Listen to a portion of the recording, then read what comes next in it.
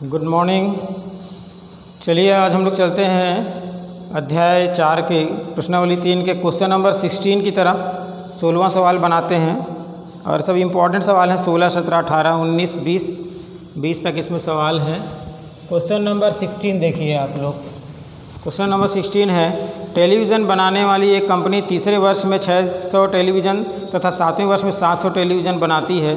यह मानते हुए प्रत्येक वर्ष वाले टेलीविज़नों में एक समान रूप से एक निश्चित संख्या में वृद्धि होती है, अतः ज्ञात करना है। प्रथम वर्ष में बनाए गए टेलीविज़न की संख्या यानी पहला पद ज्ञात करना है। 9वें वर्ष में बनाए गए टेलीविज़न की संख्या यानी 9वां पद ज्ञात करना है। और प्रथम 7 वर्षों में बनाए गए कुल टेलीविज़न की संख्या। इसमें दिया हुआ है तीसरे वर्ष में 600 टेलीविज़न, 7वें वर्ष में 700 टेलीविज़न।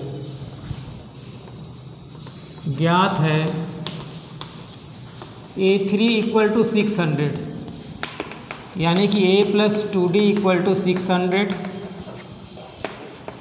तथा तीसरे वर्ष में फिर 7वें वर्ष में 700।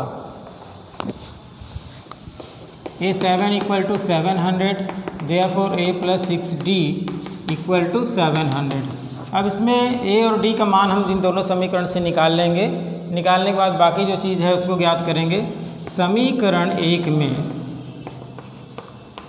समीकरण 2 को घटाने पर ये हो जाएगा A + 2D = 600, A + 6D = 700। घटाएंगे तो नीचे वाला जो समीकरण है उसके सभी चिन्ह बदल जाएंगे। यहाँ प्लस है तो माइनस, ये प्लस है तो माइनस, यहाँ भी प्लस है तो माइनस, ये इससे कैंसिल हो जाएगा प्लस और माइनस। 2D में 6D माइनस करेंगे तो -4D बचेगा, क्योंकि 6 बड़ी संख्या है, इसके सामने माइनस का साइन है। और 600 में 700 घटाओगे तो -100 बचेगा, क्योंकि 700 के सामने माइनस का साइन है, बड़ी संख्या है। ये दोनों एक दूसरे से कैंसिल हो गए। 4D = 100, D = 100/4, D = 25 आ गया। D के मान को समीकरण 1 में रखने पर D के मान को समीकरण 1 में रख देंगे। A + 2D = 600 है। A + 2D का मान जो है वो निकल गया है 25 = 600, ये हो जाएगा 50। 600 A = 600 में 50 को माइनस कर देंगे तो ये आ जाएगा 550, यानी प्रथम पद आ गया 550। इसका मतलब ये है कि प्रथम वर्ष में बनाए जाने वाले टेलीविज़न की जो संख्या है वो है 550। अतः प्रथम वर्ष में बनाए जाने वाले टेलीविज़न की संख्या बराबर 550। ठीक है, इसका चलते हैं आगे। 9वें वर्ष में बनाए गए टेलीविज़न की संख्या। अब A9 = हो जाएगा A + 8D, वैल्यू पुट कर देंगे। A का वैल्यू कितना है 550, 8D का जो वैल्यू है वो है 25, 25 × 8 200, 200 जोड़ दीजिए तो ये हो जाएगा 750। अब क्या निकालना है, 7 वर्षों में, प्रथम 7 वर्षों में बने टेलीविज़नों की संख्या, यानी योगफल ज्ञात करना पड़ेगा हम लोगों को। S7 = तो सबसे पहले फार्मूला लिख लेते हैं अपन। चूँकि Sn = n/2 2A n-1D, तो 7 वर्षों के लिए ये 7 हो जाएगा। 7/2 ट्वाइस A का वैल्यू है 550, n यानी 7 - 1, D का जो वैल्यू है वो है 25। 7/2 ये हो जाएगा 550 दूनी 1100, और 7 में से 1 घटाएंगे तो आएगा 6। 7/2 1100, 25 सिक्का हो गया 150। इसको पहले आप लोग नोट कर लीजिए, इसके आगे बताऊंगा मैं, ठीक है। वैसे करके छोड़ देता हूँ, ये करीब अब 1 मिनट के लिए नहीं, मतलब अब इसके बाद 1 मिनट के लिए छोड़ देता हूँ, ताकि लोग लिखते हैं ना कुछ लोग वीडियो देख करके, ये तो जल्दी से निकल जाएगा, मान ली मैं मिटा दिया तो।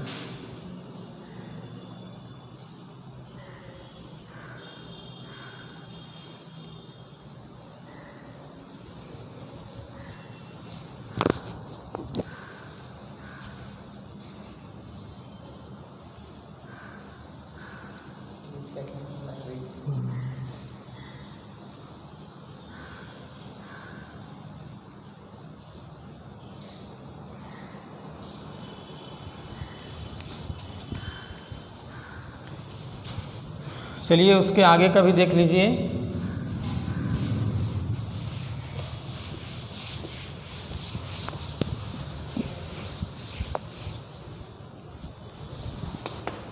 Seven by two into total हो जाएगा 1100 और 150 यानी कि 1250। कैंसिल कर लेंगे, 2 छिक्का 12, 625 का 7 में गुणा कर देंगे, 7 पंचे 35, 7 दूनी 14, 3 17, 7 छंग 42 और 1 43।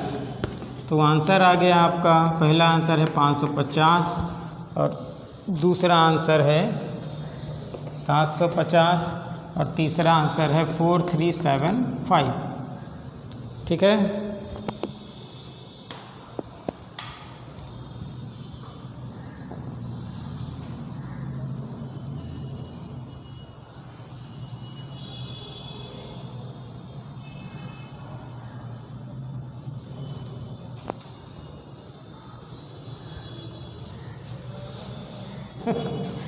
ये क्वेश्चन नंबर 17। एक निर्माण कार्य ठेले से कराया जा रहा है जिसकी एक निश्चित तिथि एक पूरा करना है। निश्चित तिथि से विलंब होने पर जुर्माने का प्रावधान इस तरह है। पहले दिन के लिए 200 रुपये, तीसरे दिन के लिए 250 रुपये, तीसरे दिन के लिए 300 रुपये इत्यादि। अतः पहले दिन का जुर्माना 200 रुपये, उसके बाद प्रत्येक दिन का जुर्माना 50 रुपये बढ़ जाएगा। ठेकेदार ने कार्य में 30 दिन का विलंब किया तो उसे कुल कितना जुर्माना देना होगा। यानी यहाँ पे प्रथम पद ए बराबर 200, सार्वांतर डी बराबर 50 तथा एन बराबर यहाँ पे है 30। चूँकि Sn equal to n/2 2a n-1 d, n की जगह में 30, 2 × a यानी कि 200, n की जगह में 30 -1 और d की जगह में आ जाएगा 50। ये हो गया 15, ये हो जाएगा 400, 29, 50, 15, 400, 5 × 45, 4 5 दूनी 10, 4 14।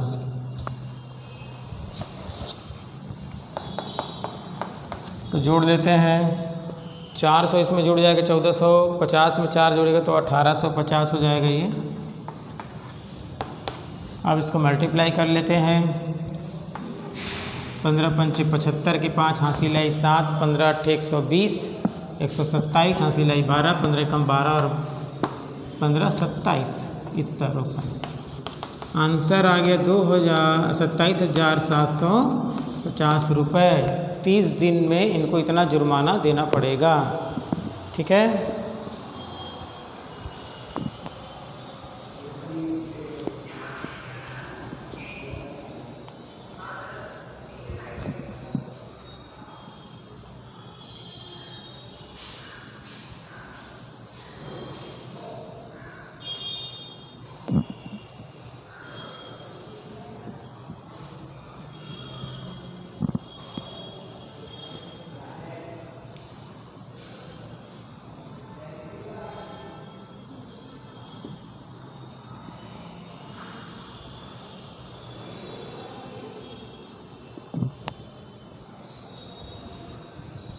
विद्यालय में विद्यार्थियों के समग्र शैक्षिक प्रदर्शन पर 7 नगद पुरस्कार देने के लिए 700 रुपये की राशि रखी गई है।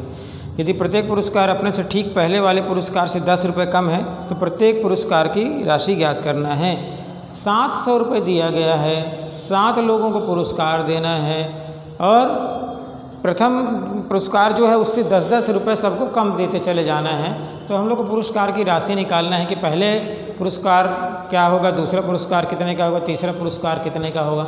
यदि पहला पुरस्कार हमको ज्ञात हो जाता है उसमें से 10-10-10 हम लोग माइनस करते चले जाएंगे तो हम लोग को 7 पुरस्कार ज्ञात हो जाएंगे। लेकिन शर्त यह है कि 7 लोगों को 700 रुपये ही बांटना है।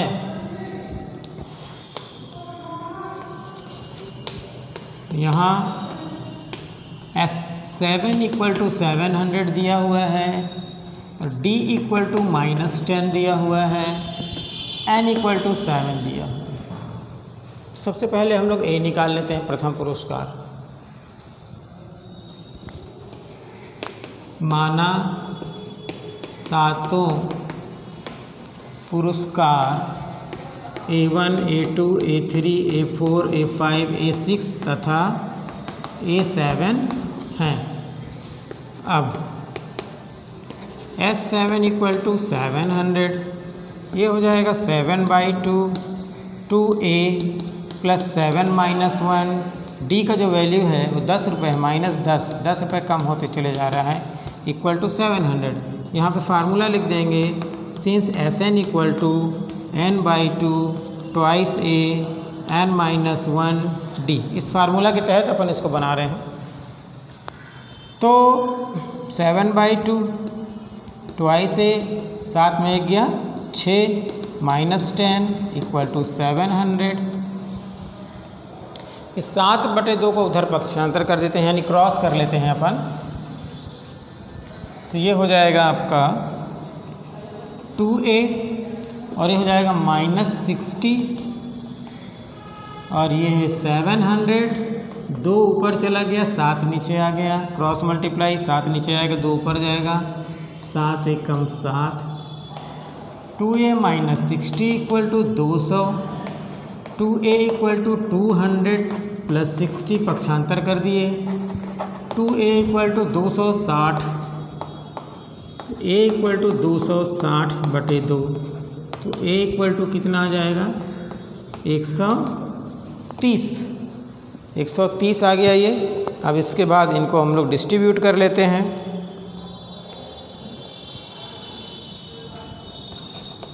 अतः A1 equal to A equal to 130, A2 equal to 130 - 10 120, A3 equal to 120 - 10 110,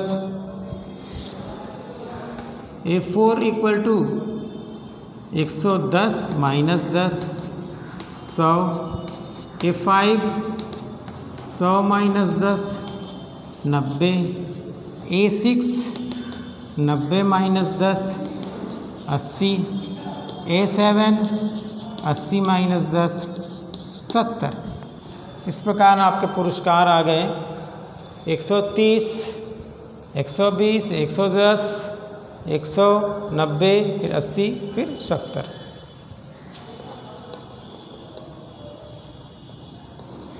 $130, $120, $110, $100, $90, $80, $70। 1 2 3 4 5 6 7 7 price बांटे जा रहे हैं।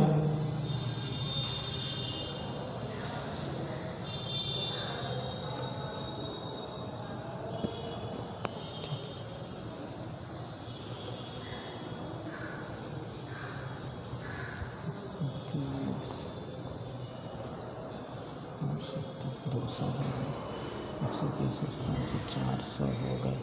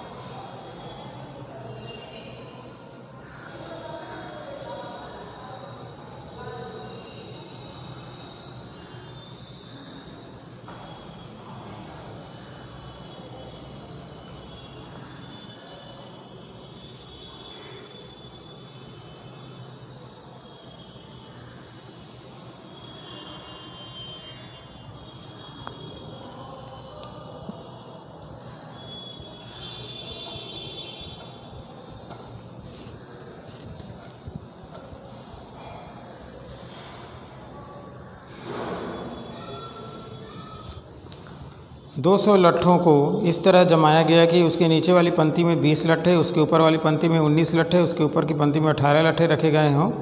यह क्रम सभी लट्ठों के रखे जाने तक चला। ये 200 लट्ठे कितनी पंक्तियों में रखे गए हैं और सबसे ऊपर की पंक्ति में कितने लट्ठे हैं, ये पता करना है। प्रश्नानुसार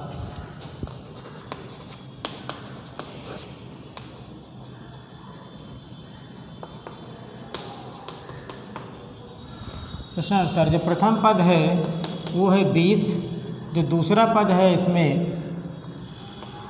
प्रश्नानुसार AP हो जाएगा 20, 18, 17, ऐसे कम होते चले जा रहा है।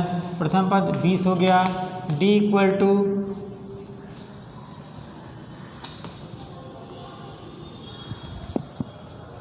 प्रश्नानुसार AP 20, 19, 18 एक एक कम होते चले जा रहा है। A बराबर 20 हो गया और D निकालेंगे हम लोग, D निकालेंगे 20 माइनस 19, यानी कि 19 माइनस 20,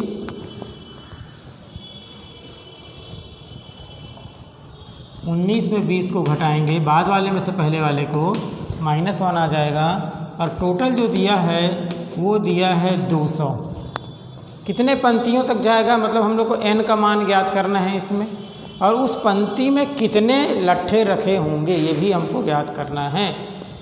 तो चूँकि s इक्वल टू 200, s का जो फार्मूला है वो है n/2, 2a n-1, d equal to 200, n/2, 2a यानी कि 20, n-1, d का वैल्यू -1 है, इक्वल टू 200, n/2 ये हो जाएगा 40, -n + 1, क्योंकि -1 से मल्टीप्लाई कर रहे हैं तो +n और -1 -n, -1 इस प्लस, इक्वल टू 200। अब 40 और 1 कितना हो जाएगा, 41, और -n, यहाँ पे n ऑलरेडी ये वाला है, और 200 इस 2 को क्रॉस कर लिया यहाँ पे तो ये हो जाएगा 400। इसको मल्टीप्लाई करेंगे, 41n माइनस n स्क्वायर, ये हो गया 400, -n² plus 41n minus 400 equal to 0। Minus है यहाँ तो मल्टीप्लाई कर देंगे माइनस है पूरे समीकरण में, तो ये प्लस में चेंज हो जाएगा, ये माइनस में चेंज हो जाएगा, ये प्लस में चेंज हो जाएगा। अब इसको मिडिल टर्म स्प्लिट करके बनाएंगे, वर्ग समीकरण के जैसे आ गया, इसको गुणनखंड करेंगे और फिर प्राप्त करेंगे n का मान। तो ऐसी दो संख्या होना चाहिए जिनको मल्टीप्लाई करने पे 400 आ जाए, लेकिन उनको जोड़ें या घटाएं तो 41 हो जाए। तो 16 और 25, 25 प्लस 16 करेंगे आप तो 41 हो जाएगा, और 16 को 25 से मल्टीप्लाई करोगे तो 400 हो जाएगा, वो 400 आ जाएगा।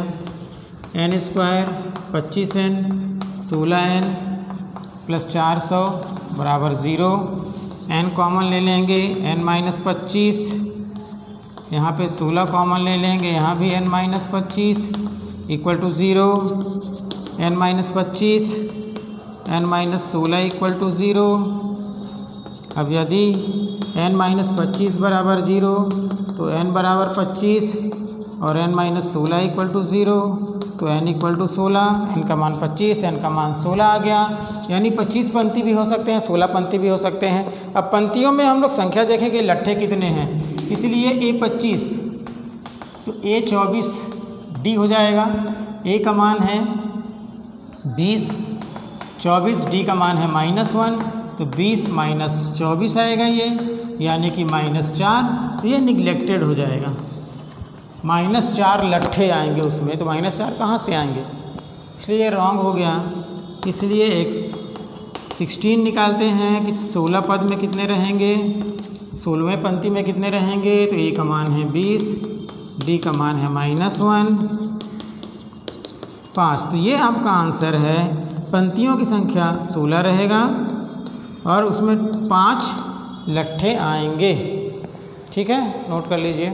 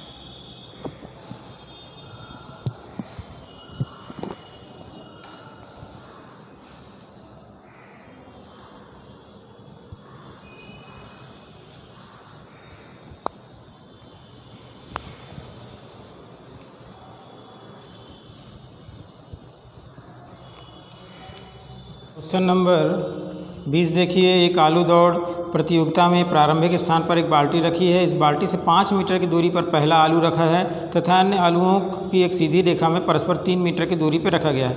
इस रेखा पर 10 आलू रखे गए हैं। प्रत्येक प्रतियोगी बालिका बाल्टी से चलना प्रारंभ करती है, निकटतम आलू को उठाती है और उसे लेकर वापस दौड़कर बाल्टी में डालती है। ऐसा वह तब तक करती है जब तक कि सभी आलू बाल्टी पे ना आ जाएं। इससे प्रत्येक प्रतियोगी बालिका को कुल कितनी दूरी तय करना पड़ेगा। तो इसमें क्या है कि यहाँ पे एक बाल्टी है और इससे 5 मीटर की दूरी पर एक आलू रखा गया है, फिर 3 मीटर की दूरी पे, फिर 3 मीटर की दूरी पे, फिर 3 मीटर की दूरी पे, ऐसे ही 10 आलू रखे गए हैं। 10वें पद तक है। कितनी दूरी चलना पड़ेगा?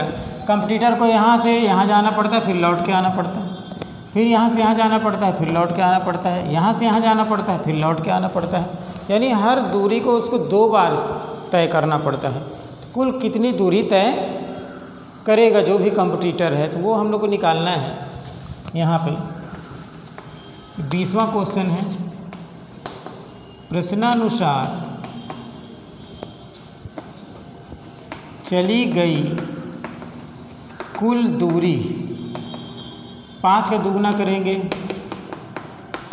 फिर 2 5 + 3 हो गया, उसका दुगना करेंगे, फिर +2 5 + 3 + 3 का दुगना, ऐसे 10वें पद तक।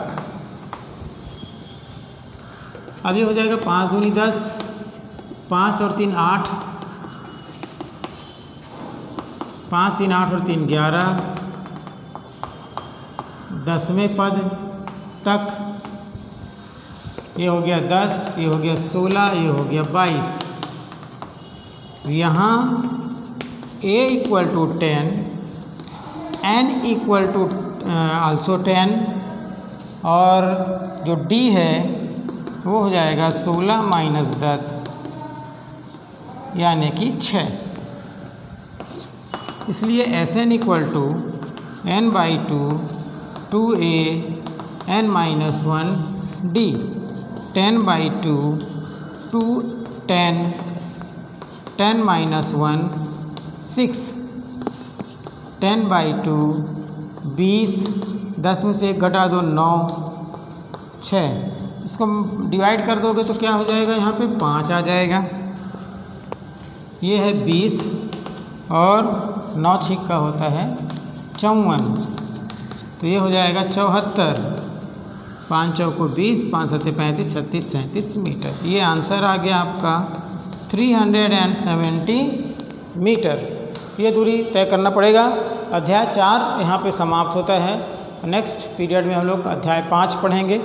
ठीक है। इसके 1-2 क्वेश्चन जो मैं नहीं बताया था पहले, वो होमवर्क में है एक्चुअली में, तो होमवर्क भी आपको करते जाना है। ठीक है।